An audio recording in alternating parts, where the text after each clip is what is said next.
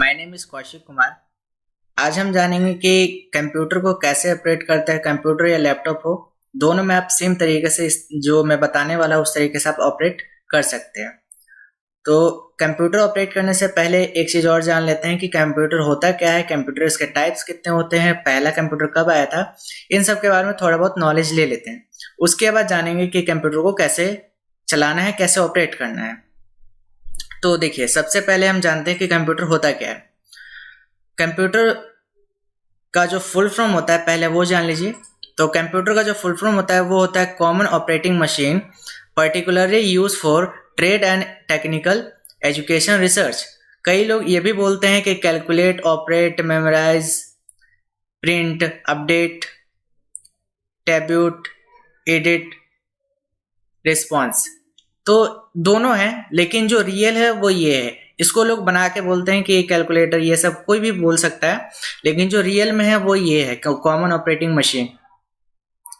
फिर इसके बाद पूछा जाता है कि व्हाट इज कंप्यूटर, कंप्यूटर क्या होता है। तो कंप्यूटर एक इलेक्ट्रॉनिक मशीन है, ये तो सभी लोग बोलते हैं। तो यही है इसमें भी कि कंप्यूटर इलेक्ट्रॉनिक मशीन है जिसका हम यूज करते हैं कि डेटा को इनपुट करते हैं और वो प्रोसेस करके वो हमें आउटपुट देता है। तो यही कंप्यूटर कहलाता है। इसको आप देख के पढ़ सकते हैं यहाँ पे। इसके बाद पूछा जाता है कि फादर ऑफ कंप्यूटर, कंप्यूटर के फादर कौन है। तो father of computer is Charles Babbage.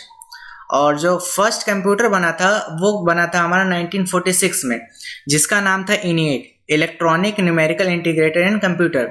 ये फर्स्ट कंप्यूटर बना था, general purpose of electronic computer बना था। कंप्यूटर के 3 प्रकार होते हैं, डिजिटल, एनालॉग और हाइब्रिड। तो डिजिटल कंप्यूटर क्या होता है पहले ये जानते हैं।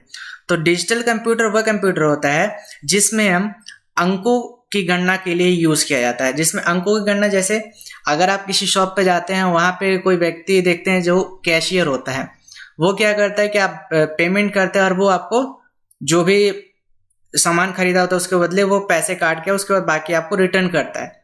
तो वहां पे देखा होगा आपने, वो कैलकुलेटर रखते हैं। तो उन्हीं सब की गणना करने के लिए इन्होंने डिजिटल कंप्यूटर बनाया था जो अंकों के साथ डील करता है। इसके बाद बना हमारा एनालॉग कंप्यूटर। तो एनालॉग कंप्यूटर उनके लिए बना था जो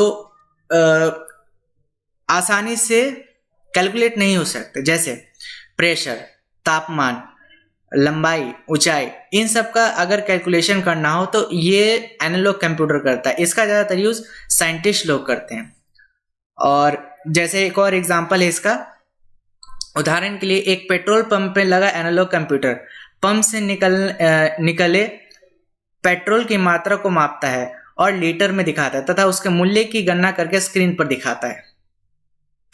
हाइब्रिड कंप्यूटर वह कंप्यूटर होता है, अब जो थर्ड हमारा कंप्यूटर है हाइब्रिड, तो हाइब्रिड कंप्यूटर वह कंप्यूटर होता है जिसका यूज दोनों के लिए यूज में लाया जा सकता है, डिजिटल के लिए भी और एनालॉग के लिए भी। इसमें क्या होता है कि पेट्रोल पंप पर जो लगा हुआ आप मीटर देखते हैं, उसमें क्या करता है कि जो पेट्रोल निकलता है उसको तो मापता ही है लीटर में, प्लस वो आपको अमाउंट भी बताता है।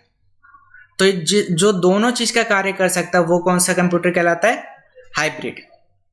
अब इसके बाद आता है टाइप्स ऑफ सॉफ्टवेयर, कि सॉफ्टवेयर कितने प्रकार के होते हैं। तो सॉफ्टवेयर जो होता है वो 2 प्रकार के होते हैं हमारे कंप्यूटर में। पहला जो सॉफ्टवेयर होता है वो सिस्टम सॉफ्टवेयर होता है।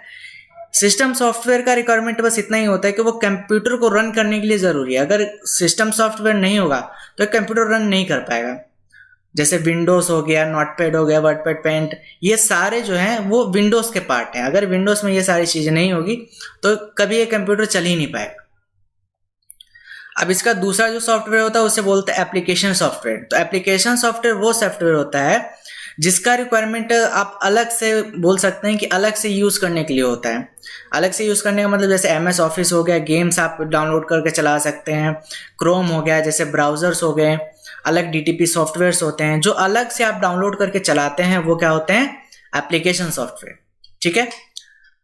अब थोड़ा जानते हैं कि जब हम फर्स्ट टाइम कंप्यूटर जब ओपन करते हैं तो इस तरीके से हमें स्क्रीन दिखता है। तो इस स्क्रीन में ये जो आपको पीछे का जो पूरा पार्ट दिख रहा है ये पूरा हमारा विंडो होता है। इसी से हमें पता चलता है कि विंडो कौन सा है। यहाँ पे देखिए ये वो जो होता है स्टार्ट बटन, तो यहाँ पे जब आप क्लिक करेंगे तो ये पता चलता है स्टाइल से कि कौन सा विंडो हमारे में डला है। ठीक है। तो ये जो हमारा आता है इसको क्या बोलते हैं, होम स्क्रीन। ये जो हमारा दिख रहा है इसको बोलते हैं होम स्क्रीन। देख रहे हैं जो फर्स्ट टाइम हमारा कंप्यूटर स्टार्ट होता है तो इसको बोलते हैं होम स्क्रीन। और ये सारे जो आप देख रहे हैं इन सभी को बोलते हैं आइकन्स। और जितने भी ये येलो कलर में आपको दिख रहे हैं इसको बोलते हैं फोल्डर। और ये हमारा होता है रिसाइकल बिन। जब भी हम कोई चीज डिलीट करते हैं नॉर्मली डिलीट, तो वो हमारा रिसाइकल बिन में ही आके रहता है, तो आप यहाँ से रिकवर भी कर सकते हैं। दिस पीसी में आप सारे जितने भी फोल्डर्स क्रिएट करते हैं जैसे window, E drive, C drive जितने भी होते हैं, जैसे देखिए दिस पीसी में जाते हैं तो C drive, D drive, E drive, ये सारे ड्राइव्स होते हैं हमारे। और यहाँ पे आपका विंडो बटन होता है, आप यहाँ पे क्लिक करके आप जो भी एप्लीकेशन या सॉफ्टवेयर ओपन करना चाहते हैं वो आप यहाँ से कर सकते हैं। इसके अलावा नीचे जो होता है ये हमारा होता है टास्क बार। इसको टास्क बार इसलिए कहते हैं क्योंकि यहाँ पे जितने भी एप्लीकेशंस रन हो रहे होते हैं वो आपको यहाँ पे एप्लीकेशंस दिखते हैं कि क्या क्या एप्लीकेशंस आपने चालू कर रखे हैं। ये देखिए यहाँ पे अभी ये सारे जो है पिंटू टास्क बार है। पिंटू टास्क बार मतलब क्या होता है कि जब भी कोई एप्लीकेशन आप ओपन करते हैं तो क्या होता है कि आपको बार बार वो ढूंढना पड़ता है कहाँ पे है। तो अगर आप पिंटू टास्क बार कर देते तो वो यहीं पे रहता है। अभी ये चालू नहीं है, अभी बस ये यहाँ पे है। जो जो चालू है उनके अंदर देखिए नीचे क्या है, अंडरलाइन हो रखा है। ये देखिए ये सारे जो एप्लीकेशन है वो अभी चालू है, इसलिए ये अभी अंडरलाइन है। तो उम्मीद है ये समझ में आया होगा कि जो स्क्रीन दिखता है उस पर क्या, किसको क्या बोलते हैं। यहाँ पे आपका नोटिफिकेशन बार होता है, आप यहाँ से नोटिफिकेशन चेक कर सकते हैं कि क्या क्या नोटिफिकेशन आया है। और जब आपको रिफ्रेश करना हो, जब इसको रिफ्रेश करना होता है तो आप F5 से भी कर सकते हैं, प्लस आप यहां से माउस का राइट क्लिक करके आप यहां से इसको रिफ्रेश कर सकते हैं। और यहाँ पे आपका सर्च एरिया होता है और यहाँ से आप सर्च कर सकते हैं जो भी आपको एप्लीकेशन सर्च करना है। जैसे मुझे एक्सेल सर्च करना है तो मैं यहाँ पे एक्सेल लिखूंगा और इसके बाद यहाँ पे मेरा एक्सेल आ जाएगा और मैं एक्सेल यहाँ से चालू कर सकता हूँ। तो ये था हमारा होम स्क्रीन। चलिए अब थोड़ा जानते हैं कि शॉर्टकट की से हम जो नॉर्मली हम विंडो में क्या यूज कर सकते हैं। तो नॉर्मली जो हम विंडो में शॉर्टकट की यूज कर सकते हैं वो ये कर सकते हैं कि अगर आपको फोल्डर यूज करना है, फोल्डर अगर आपको न्यू बनाना है तो आप क्या करेंगे, राइट क्लिक करेंगे और न्यू पे क्लिक करके आप फोल्डर पे क्लिक करेंगे तो आपका न्यू फोल्डर क्रिएट हो जाएगा। यहाँ पे देखिए आप यहाँ पे नेम डाल करके सेव कर सकते हैं, ठीक है। और अगर आपको शॉर्टकट की से अगर आपको अप्लाई करना है कि शॉर्टकट की से कैसे न्यू फोल्डर बनाते हैं, तो शॉर्टकट की होता है कंट्रोल शिफ्ट और एन। तो इस तरीके से आप न्यू फोल्डर आप यहां से बना सकते हैं, कंट्रोल शिफ्ट और एन, ठीक है।